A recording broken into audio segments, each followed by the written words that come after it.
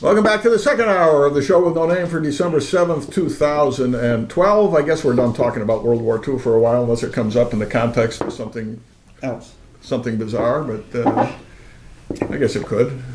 I didn't get a chance to read all the newspaper this morning. Yeah. But there's a headline, and I was shocked. It says, new Fantasyland is opening up in Orlando, Florida. I didn't know Obama was moving to the White House. That's the first time I heard about it. I didn't read the whole article, though. What the heck is... why do these guys got to be in continual election mode after the election's over? Why can't we just sit down, solve the country's problems instead of playing how can we trounce the other side? It's all they seem to know how to do. He says no matter what, he is not going to sign. He's not going to do anything unless the Republicans and the conservatives raise the tax rate on the all right. The upper. Yeah. Why wasn't this stuff the tip of the spear in the election?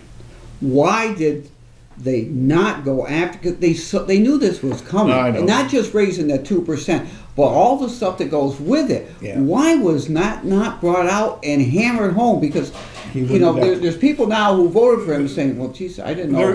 There's nobody who's really claiming that this will raise more money for the government by doing this. Nobody's really claiming that. It's just it would be more fair if they were forced to pay. But they're not paying more. They're going to pay less. And it's irrelevant that whatever scheme he comes up with is raising more if he's spending more. Right. He wants to spend more. That's what the whole thing right. is. He wants to spend more. And I think they don't call the Republicans a stupid party for nothing, because once again they're negotiating with themselves, coming up with a compromise when no legitimate offer has been made from the other side, and he said he won't crushing compromise. some of their own people and doing it. He said he won't compromise. He said he's...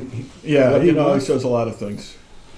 Well, you can't believe anything. But he really looks like he wants the taxes to be raised for everybody. He wants to, hey, we'll blame the Republicans. We'll blame the Republicans. And he'll be happy with that. Yeah, he'll be happy as long as everybody blames the Republicans. Mm-hmm.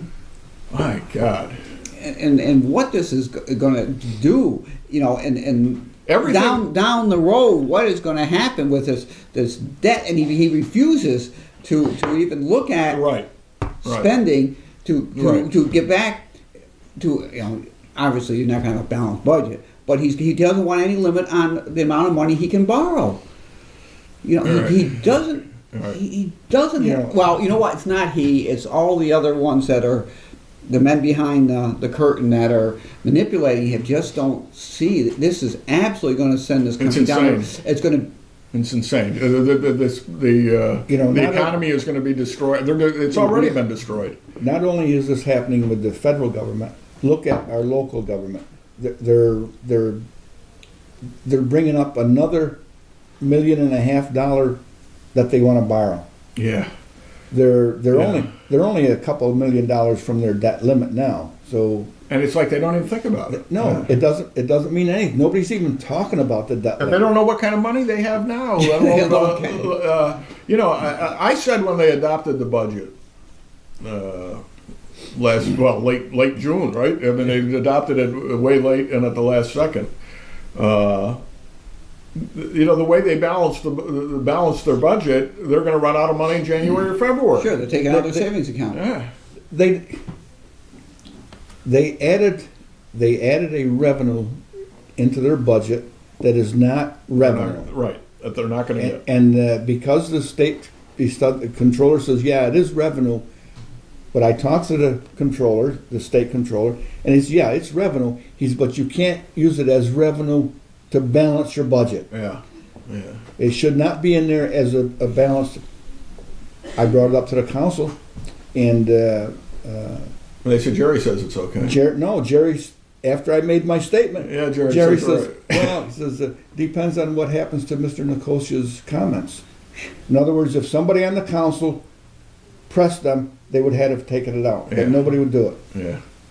It's insane. So, and it's going to really kick home because we've got the 2%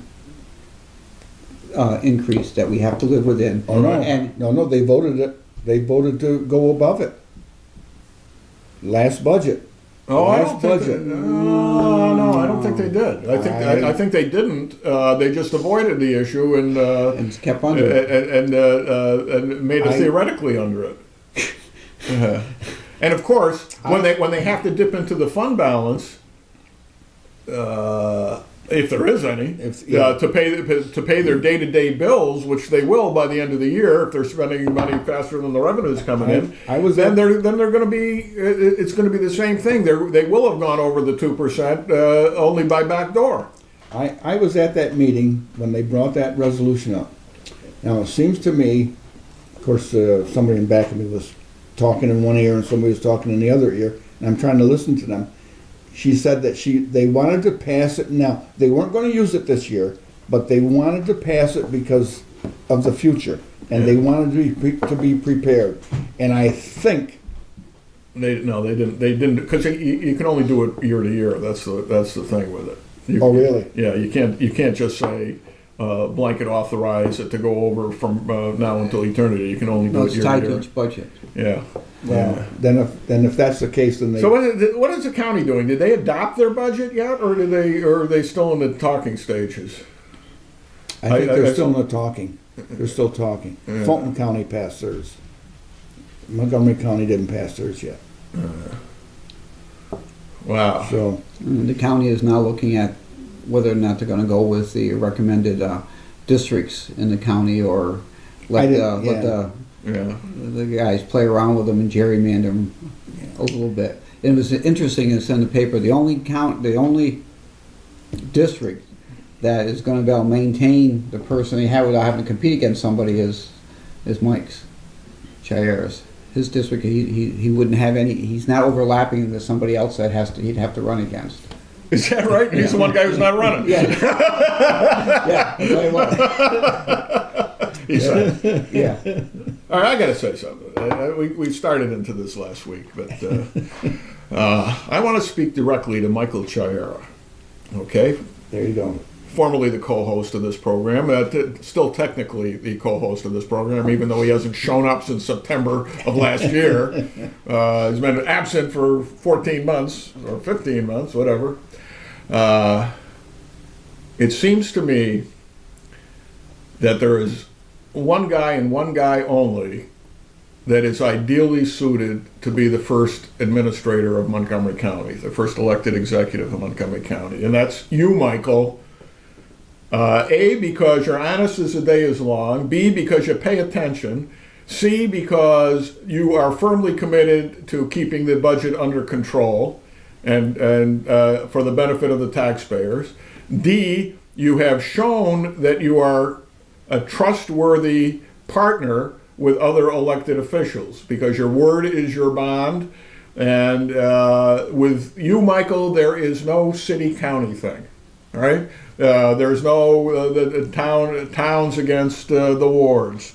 You deal honestly and fairly with every member of the Board of Supervisors as you sit there now, and they know A, that you can do the job, and B, that you're going to be straight with them when you do the job. And I know, Michael, that you really want to retire, have real retirement, not go back to work every day. But you know what? Your country needs you. What would have happened if when World War II came around, everybody said, well, I don't have to go, so I'm not going to go. I'm not going to do the job. What would have happened, Michael? Huh? I gotta agree with you. He's. Are you chicken? Yes, he is.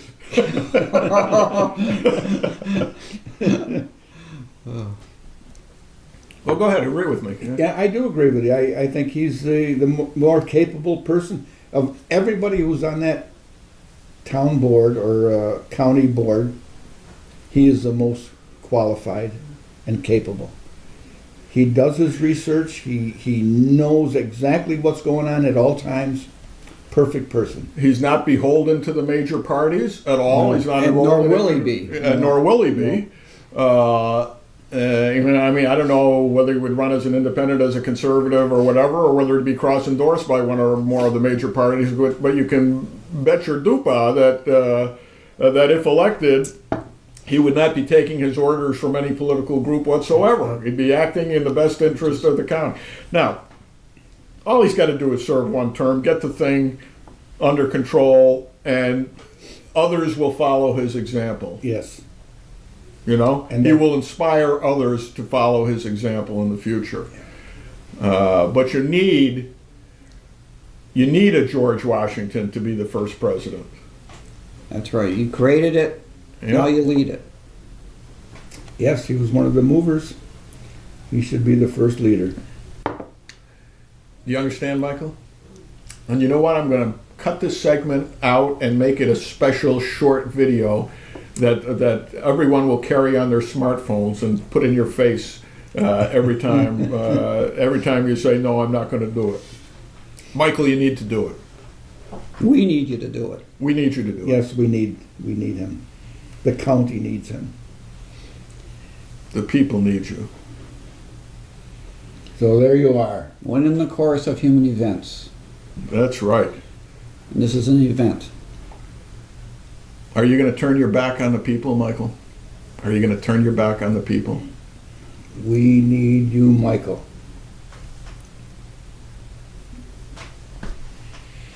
Gavin? Come on, Gavin. Michael, you know, Michael, we know where you live. That's right. We know where you live. That's right. He lives where those two beautiful dogs are. You met his dogs yet? I haven't met his dog yet, no. Oh, they are just fabulous dogs. I saw him from a distance. Oh, wow, they Beautiful. jump all over me now when I go up to, you know. And we can see you from here, Mike. That's we can true. see your yes, house. That's right. You're usually within range. We can see your house from here. Yeah. Don't be afraid to come out. I had a radio man take out the geographical map with to tell the distance that a radio station would Right. Yeah. Broadcast to? from his house. A low-powered, unlicensed radio station would reach almost the whole city. That's right. They couldn't get away from him then. No, I had it done, and matter of fact, I gave him the map. I saw that map. Did you see it? Yeah. So, Didn't we have some discussion about that map at one Well, time? yeah, at one point we were talking about doing a low-power radio station. I Yeah. think I ultimately concluded that well, what actually happened was the frequency that we were talking about. I think WCSS is using that frequency in Hamilton County. well, that could be. Yeah, I don't think that would necessarily have made a difference, but there were, in order to really get the coverage, you needed repeaters. Then you had to get people to listen, and ultimately we figured doing it this way was the best way to do it. It's available worldwide. Yeah. And we could, I'm continuously looking into the idea, well, not continuously, every once in a while it crosses my mind, of doing an internet radio station and doing this. And we talked off camera about, I think I may have, we once did this show live in a very primitive form from the coffee shop. You were with us then. And I was using a very cheap webbook computer to do it, and the sound wasn't so great, and the picture was sporadic. But sometimes you'd get 15 or 16 good minutes in a row, and people did watch it live because I would get comments coming in. Yeah, that's right. I do. We had the laptop there. What was the problem with it that we couldn't get the good sound and good? Well, I think part of it was just taking up so much bandwidth, and I had such a crummy non-graphic computer to work with. But I have, I think, tentatively figured out a way to do it from here, from this room. with hooked up directly to this really good camera that we have. So I could do a simultaneous recording and broadcast, which I wasn't frankly aware that I could do until I kind of stumbled on it. If I use the HDMI output on that camera, I can actually Put it right into the put it in direct feed. So that's YNN, watch out. Yeah, watch out, YNN. That means we're going to have to do a little studying, make sure we know what we're talking about. Well, no. Oh, yeah, because I won't be able to edit it out. Yeah, once it goes. Whoops. Yeah. Didn't mean to say that. It's one of the advantages of what we do now is if we say something really stupid, we can cover it up. It doesn't happen often. Well, all you got to do is say, "What? Didn't mean to say that." Very few edits that I do, but nevertheless. Jeepers. Wow. That would be interesting. That would be okay. Especially here on the spot comments from people. Well, that was fun, but of course, if you recall, I used to have to get up and walk over and say, "What was this?" Because all we had was one. Whereas if we did it this way, I could actually have the laptop in front of me and read the comments here because I'd just be picking up the broadcast instead of the live feed. So. Modern technology. It's a wonderful thing. It is pretty amazing. I mean, jeepers. Jamie couldn't come home for Thanksgiving, but we had him on the big screen TV in the living room. Way. Well, it was a similar thing with the Apple iPads, and he's out in Texas someplace with the ranch surrounding him, and he's walking around showing us this and that. And apparently, there's one cow on the 400 acres, but he couldn't find it for us. But the picture was so good, and it was him, and we got the camera on us and. In the living room, so he got to talk to all of us, and it's like, wow. I mean, 15 years ago, would you even dreamed of it? And it's so easy and so natural now that you just plug the computer into the TV in one of my 20 inputs. I keep getting a notice on my email from, I'm not sure where it was from. There's $800,000 in an account ready to come to me. Oh, really? Yeah. Really? Yep. All I have to do is send my email address and all this other stuff, and they're going to send this by Federal Express. Federal Express. Hello, Federal. All I have to do is pay Federal Express $240. That's their fee for transferring all this money. Yeah. And you have to do that $250 up front. Yeah. You can't wait till the 800 comes and take it out of that. No, it's got to be because it has to be confirmed and all this. Okay. Now I've deleted this twice so far, and I got another one last night. It must be real. 3 times. It's charm. It must be. It must be. And I don't know who to report this to. I reported this. Well, let me tell you something. I know somebody who fell for that and kept sending the money, ultimately into 6-figure amounts. Really? Yeah. Wow. And somebody down in Costa Rica was cashing all the checks, and really, if you just, an elderly person, obviously. Not obviously, but because there are You're not older saying people. he's elderly, are you? They must. No. They must No. That's actually someone younger than you, but more elderly. I got Skype on my computer also. It's, my grandson, when he was in school, his buddy had it, so I went on Skype and talked to him. So about a month ago, a thing comes up that says it looked like my granddaughter. It was a little just small picture. Wants to be Skype friend? Skype friend, yeah. So I said okay.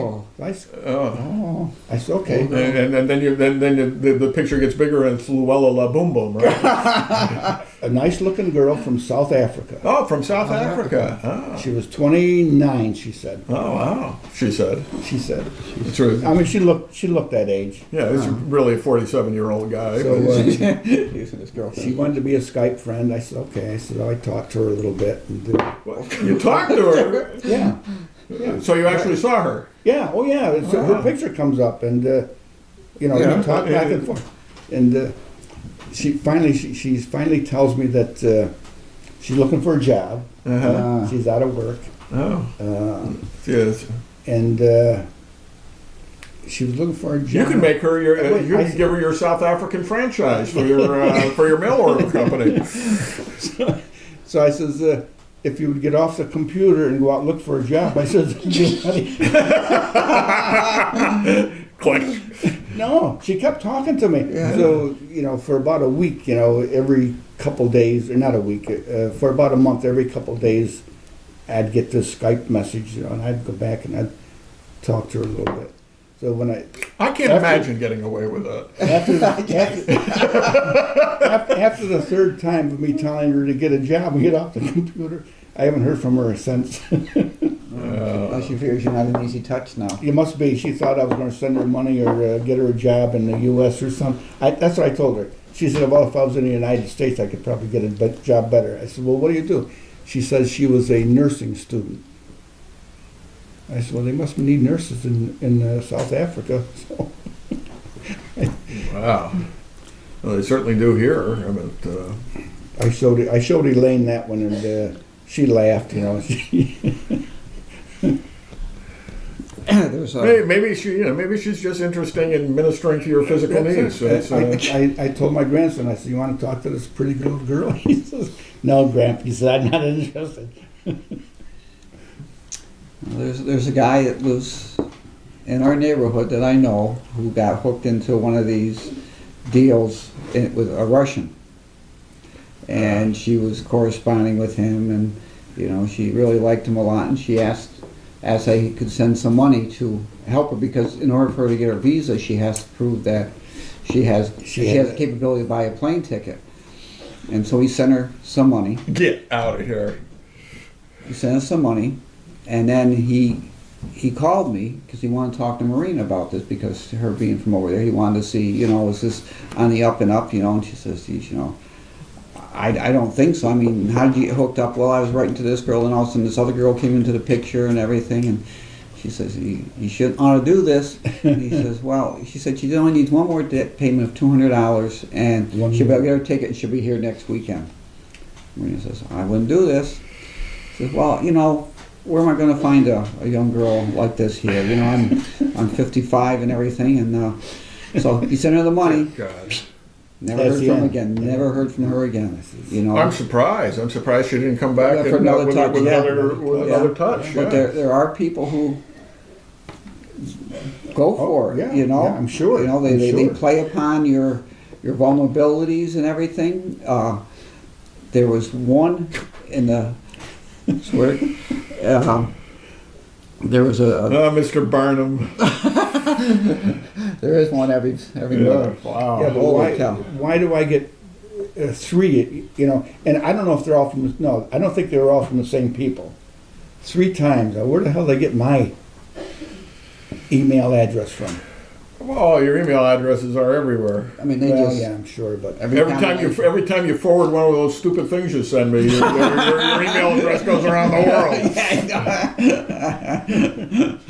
Oh, you must be on every email list there is. You can see what I get.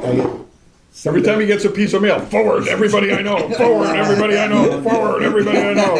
No, that's just a couple of them. Yeah. But I get. Last Sunday, I turned the computer on. There were 30 email messages. Most of them were jokes. I said, "Oh God." Well, were they funny? Click. Well, a lot of them are funny. A lot of them are the same ones over and over and over. Yeah, they come around again. It's great to find a new one. Tommy Brownell sent me the other day a package of Civil War pictures, Brady stuff and things like that. And they weren't in any particular order. Somebody had assembled them. Uh-huh. But let me tell you, on the computer screen, they were, a lot of them are familiar pictures that you've seen before, but they never looked better. They're really high quality, the Lee and the Grant and the portraits and stuff like that. But one of the pictures was that one they just found a few years ago of Lincoln at Gettysburg. Mm-hmm. I don't know if you know that story, but the story, this picture surfaced or it had been floating around for a while, and somebody looked at it and recognized the governor of Pennsylvania in the picture and realized that it's the speaking platform at Gettysburg. And the picture is actually Lincoln sitting down after he gave his speech.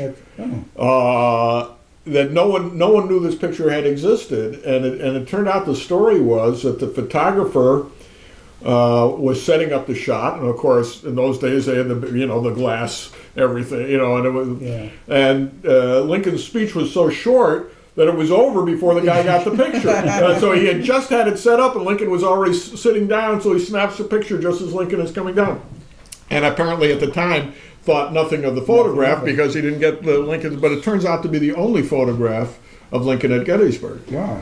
I haven't seen that one. But there's all these Brady battle photos and stuff like that, which I've seen in books. Mm-hmm. But boy, when you get them, full. And what they can do with photography and how they can crystallize the pictures and sharpen them up. Yeah. Jerry Scrocky took some pictures last week for us. We're on the Stanley Cup tour right now. What? When the team wins the Stanley Cup, each player gets to have the trophy to himself for a week and do anything he wants with it. Right. And so the pipe band is not doing their Stanley Cup tour, and all the kids now have a week to have the trophies. Oh, is that right? So we asked Jerry to take some pictures. We went down to West End Memorial Park, and he took some pictures down there of Misha, his kilt and everything, holding the trophies in various poses and stuff. So I went down on Wednesday to get the pictures, and the stuff he gave me, I can heighten this red a little bit. Would you like the green? Right.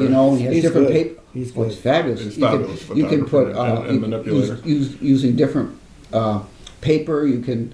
There's one he did down. It's like a metallic paper. He put it on, and you can really see the grains and the monument and everything. And you can almost read the other band names on the trophy and stuff. But I was astounded, and I said to him, I says, this is great, but I will never believe anything I ever see on the internet again, because you can do so much with it. You can take a head here and there, But what they can do with the old stuff, and he was showing me some stuff he had done. He'd take small pictures, and he was able to bring stuff up and bring them into focus more. So I can imagine if they get a hold of some of those. Like if you get an old color photograph and you scan it, there is information contained in that photograph not visible to the naked eye.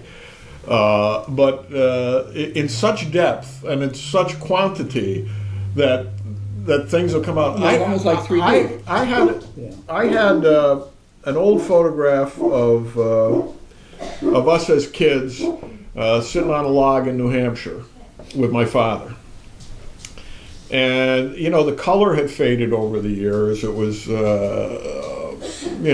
kind of orangey browny instead of I just hit a couple of buttons with Photoshop, and the colors came back exact. I mean, I remembered the towel we were sitting on, what color it was, what color the swimming trunks were, and everything came out absolutely perfect. The skin tones, everything. So you scanned the picture into the computer and then go to Photoshop and you played and it actually is recovering what's already there, but we can't see anymore.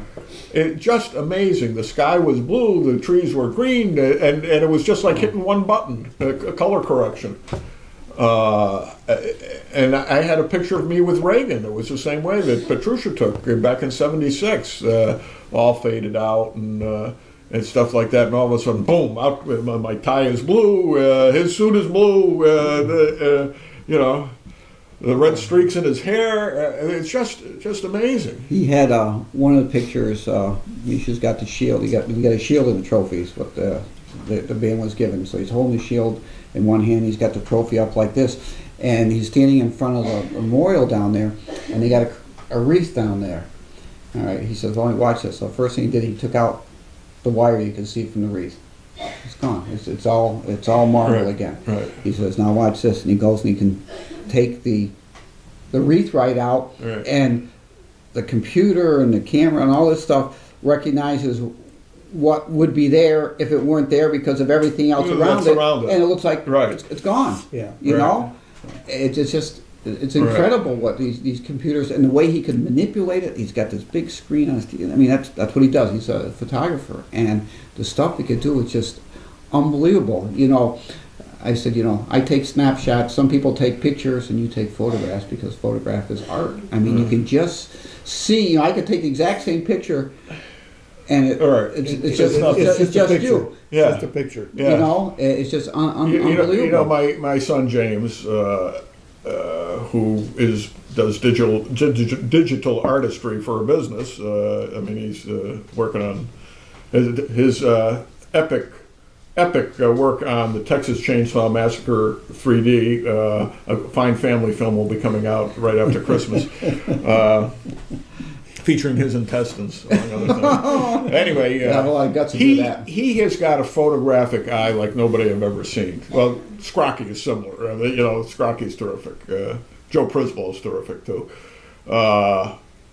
But he went out to the Grand Canyon a few years ago, for example, and took a lot of photographs.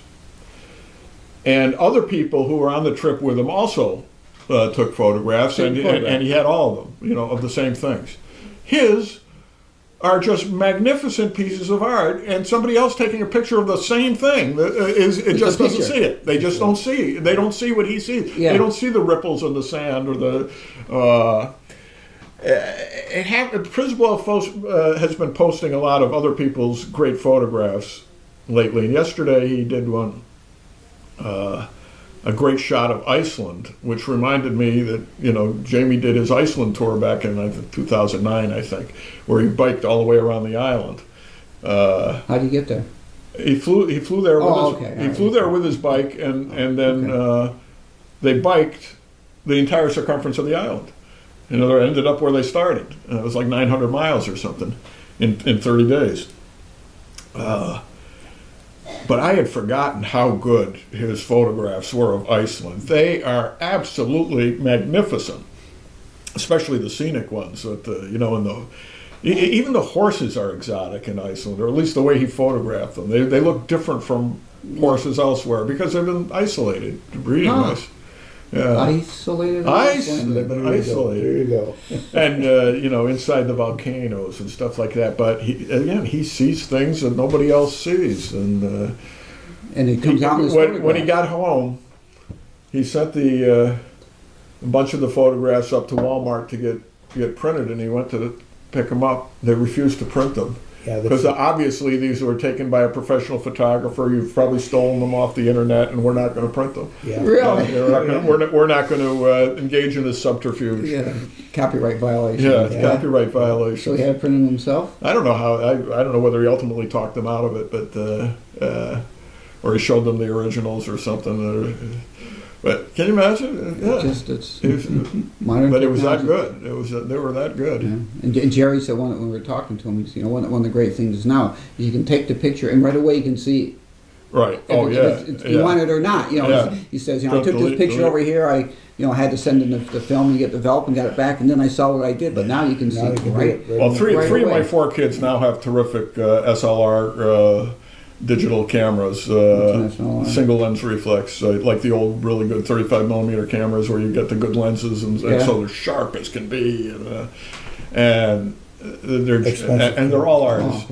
All 3 of them are just take terrific photographs. I see those in the ads in the newspaper, you know, $500, $600. Oh yeah, and then a new lens for another $500. Yeah. Well, yeah, I think Louisa ended up after she got all the gizmos and everything spent like $1,000. Yeah. But the results are out of this world.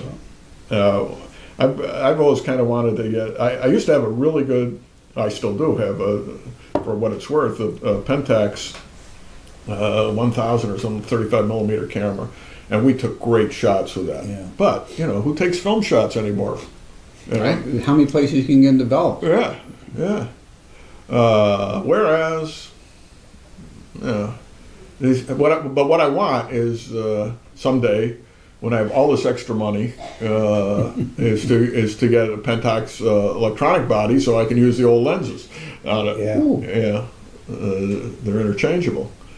Whereas the kids all have Canons. I got to look into that because I think there were other makes of cameras that were interchangeable with their lenses, but basically each company had their own. Yeah, they had adapter rings. They had adapter rings that you could use somebody Well, else's. that's true too. I never thought of that. Yeah. So maybe I can get a cheap electronic base with a good adapter ring. Take it up to talk to Jerry or go to Dave's Photoshop up in Johnstown. They're still in business? Yeah, that's where I got my lenses. Yeah, he's still there. It looks like a junk shop, but he's got a lot of stuff in there. Yeah, he would know. Dave would know because, matter of fact, I think he teaches at FM. Oh, I dropped the camera in Ireland one time and broke the ring right off the frame, right off the lens. Damn. Yeah. When you're talking about your Civil War photographs you just got, was the picture of the Devil's Den, was that one of the pictures that was in there? The fake one? That's the one. I don't think it was. I mean, there were a lot of pictures. There were like 80 pictures in the group, but I don't think that was one of them. I don't think that was one of them. It might have been. There were a lot of battle and body shots, but I don't think so because I would have recognized it. There was a, and as I say, nothing is labeled on this, so you got to know the territory, nothing is in order. So right, I mean, you got a shot of Richmond. Next to a shot of Antietam. Yeah. And you got a portrait of William Tecumseh Sherman, and the next one might be John Wilkes Booth. And you say, "Oh, who's this guy?" Well, I know who that guy is. Yeah, but yeah, you got to know the guys. Have you seen the movie yet? I'm not. We were talking about going to see it tonight, actually. What's the movie? Lincoln, the Lincoln movie. Oh, is it playing here? Yeah. I think so. Yeah. Actually, Jamie's got a screen credit on a movie that opens tonight here, and I've already forgotten the name of it. It's actually a fairly wide release movie, and I can't remember the name of it. But he was startled to see he got a screen credit for it because I don't think he actually worked on it. He came up with a concept for one shot that ultimately they didn't use, or was too complicated for them or something, and they may have made it and discarded it. But he still got a screen credit. So he wants the poster for it because I tell you, my friends up there, Bruce Wendell and Joe Tessero, who run the theater, have been very, very kind to us. Every time Jamie's got a movie out, we get a poster for it. Oh, that's great. Yeah. That's great. But it's supposed to be an excellent movie. You know what really intrigues me about the Lincoln movie is you think, we think that we are familiar with everything there is, and yet the whole theme of this movie is a political piece of daring do that has largely been forgotten in history because the Civil War was so dominant in the Lincoln administration. But it focuses on the passing of the 13th Amendment, which happened while Lincoln was still president, which abolished slavery in the United States. Now, bear in mind that we still had at least 3 slave states at that time in the Union: Kentucky, Missouri, and Delaware. No, it's more than that. Maryland also. Delaware, Maryland, Kentucky, Missouri, I think were all still slave states before the Civil War ended. So the 13th Amendment would have abolished slavery within states that were still within the Union. Yeah, and it talks about how all the arm twisting and finagling he had to be passed. Because when we hear, they passed it, we don't think of the particular the sausage making aspect of it. Yeah. And it comes down to the drama, the political drama involved comes down to at the same time that they were trying to get enough votes to pass this through the Congress, because you needed 2/3 vote in each house to send it to the states, the Confederates were secretly sending peace commissioners to Washington to settle the war. And now Lincoln is faced with a dilemma. Obviously, he wants the war to end on whatever peaceful terms are necessary. And if the war suddenly ends, the opportunity to pass the 13th Amendment abolishing slavery is going to disappear. Because he won't get the necessary because certainly one of the conditions of the South agreeing to come back into the Union would have involved a compromise on the slavery issue and the Emancipation Proclamation issue, for that matter. Maybe it would have been something they wouldn't have been able to overcome, but in any event, holy mackerel! What if the South suddenly said, "Okay, we're back in the Union. You know, we agree. We withdraw our withdrawal." Yeah. What would have happened? And as it was, I guess the vote was really close. As it would have to be, considering the issues involved. Right. So, but now because they passed it, once the South came back in there under the Constitution, everything. Well, and as a matter of fact, they made it a precondition of their being readmitted to the Union, that they were kind of making up the law as they went along, but they had to under the circumstances. They would not let the South back in the Union, the states back in the Union, unless they first ratified the 13th, 14th, and 15th Amendments. But you know, you just think you know everything there is to know about Lincoln, and Spielberg comes in with a completely different angle.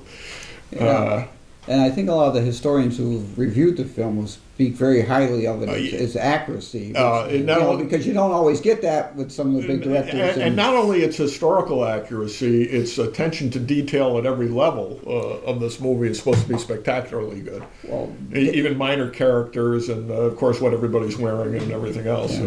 Daniel Day-Lewis, what kind of iPads they have. He's a phenomenal actor, and he lived. I'm trying to remember all the things I read about him, but he lived as a 19th century individual did for several months leading up to his portrayal of Lincoln. Wow. He immersed himself in it.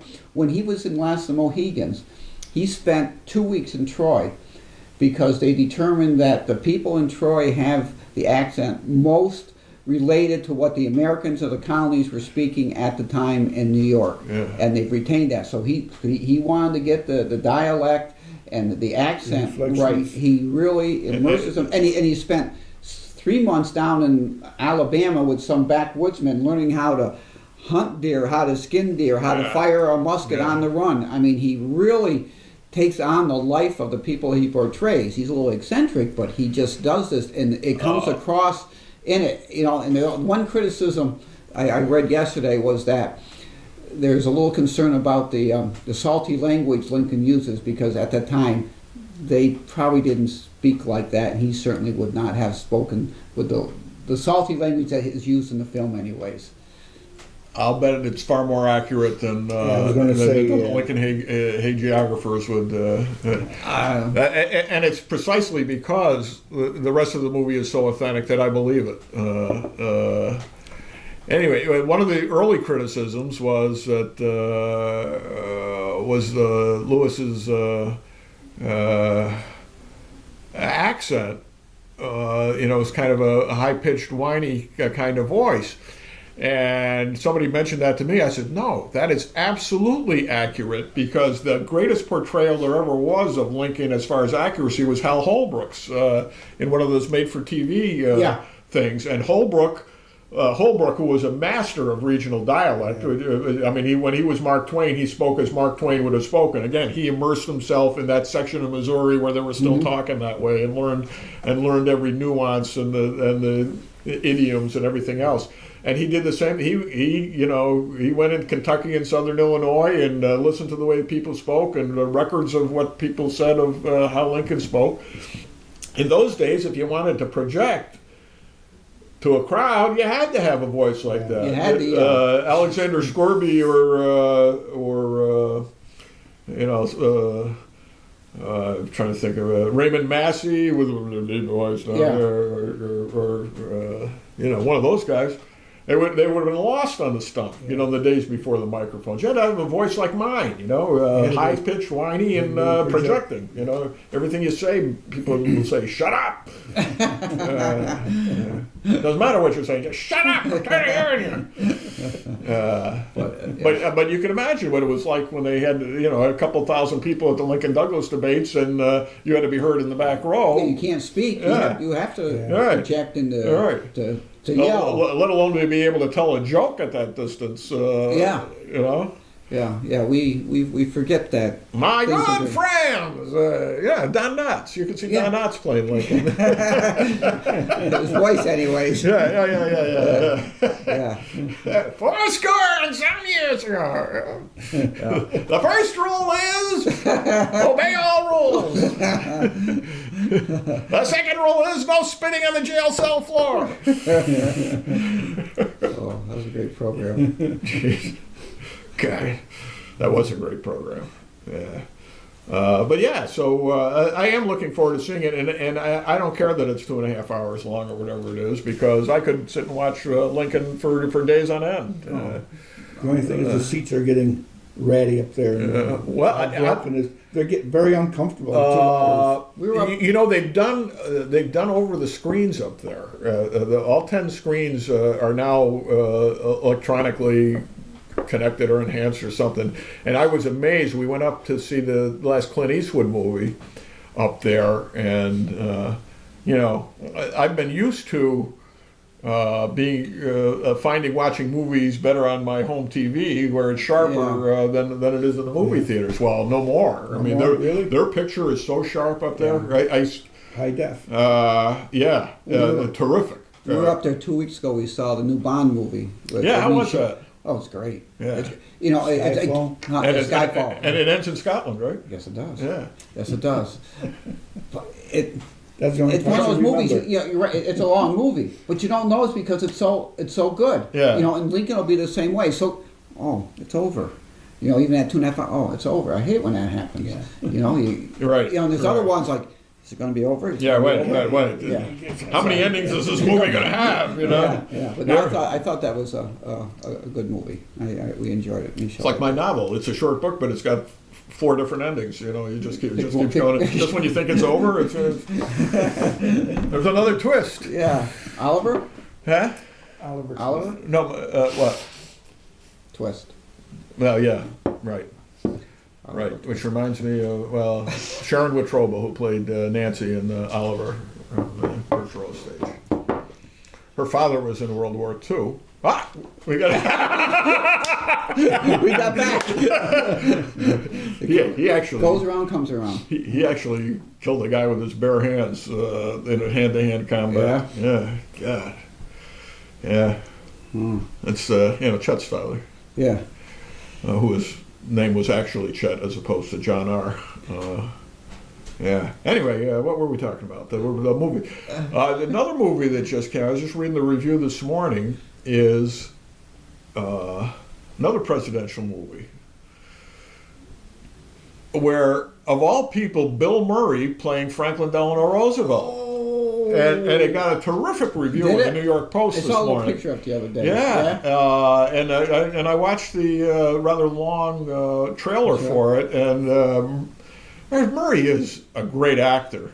He really is, and he seems to nail Roosevelt. It's a strange plot. Yeah, what is the plot? The plot involves, of course, Franklin was a little randy. This is well known. That's what it is.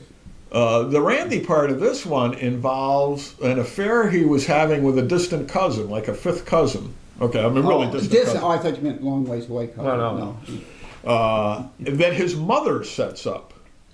The really wicked Sarah Delano Roosevelt, who the mother-in-law from hell, who always hated Eleanor. In any event, she says someone needs to take care of Franklin. This is like 1939 in the pending war is coming, and someone needs to take care of Franklin. So she gets this distant cousin to come, like, be his secretary or something, or and really just hold his hand and all this stuff. And she's kind of dowdy, she's got a kind of dumpy character, but doesn't matter to Franklin. And they actually, have a very warm relationship, these two. But then the plot, the dramatic, I guess dramatic part is the King and Queen of England are coming to visit, and they're on a tour of the United States, and they want to develop this warm relationship between England and the United States, because they're going to war, and they want the United States to help. And I think this may actually been the first time that, I'm sure it was, the first time the monarch of England had ever stepped foot in the United States was this trip. And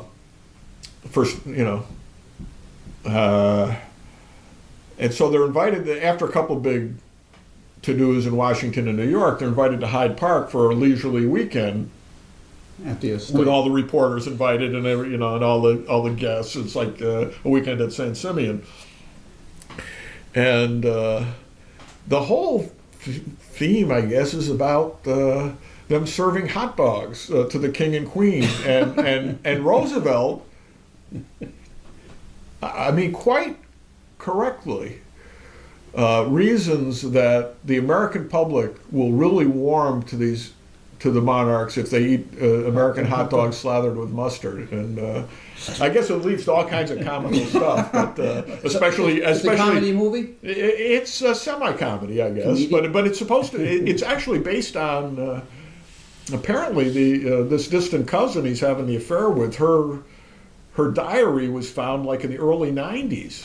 And this is the first, reading of it that we know about it, about her. I mean, we know about all these other people he was involved with, but there's some funny goings on between Elizabeth and George, and apparently Elizabeth does not come up as sympathetically as she does in the King's Speech, the Queen, the subsequent Queen Mother.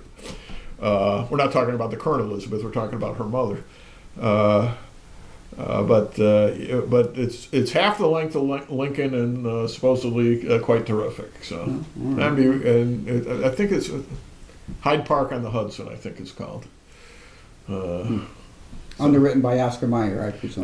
Probably, but apparently the hot dog thing is gets the biggest laugh in the movie, or builds up to the huge laugh apparently. Anyway. So that's our movie reviews section. That's our sneaking in World War II reference. We haven't talked about the local law pending to eliminate the office of controller, but we'll do that next week before they vote on it, I guess. And what else did we talk about? All the county stuff. And budgets. I guess it's fairly productive mishmash of an hour. Got a little national politics in there, but a little bit of everything. Yeah, but it's not really an hour. We're actually 5 or 10 minutes short of an hour. But unless you want to talk about it, you want to talk about something else, or you got time, or you got to go. I gotta get going. All right. I hate when I gotta work. You left early last week, and we had to do a whole hour without you. And, I bet that was tough. Oh my God! I listened. You listen by yourself. You did all the talking. Yeah. You want to go back and check the record? I got to go back because I don't remember talking very much. It's on tape. Remember that. That's right. We got the record. We probably got some kind of software that can measure how many people spoke how many words. Unbelievable. All right. So that's it. That's it. I'm Bob Going. With Gavin Murdoch, Jim Nakosha, and we'll be hopefully back next week with another edition of The Show with No Name.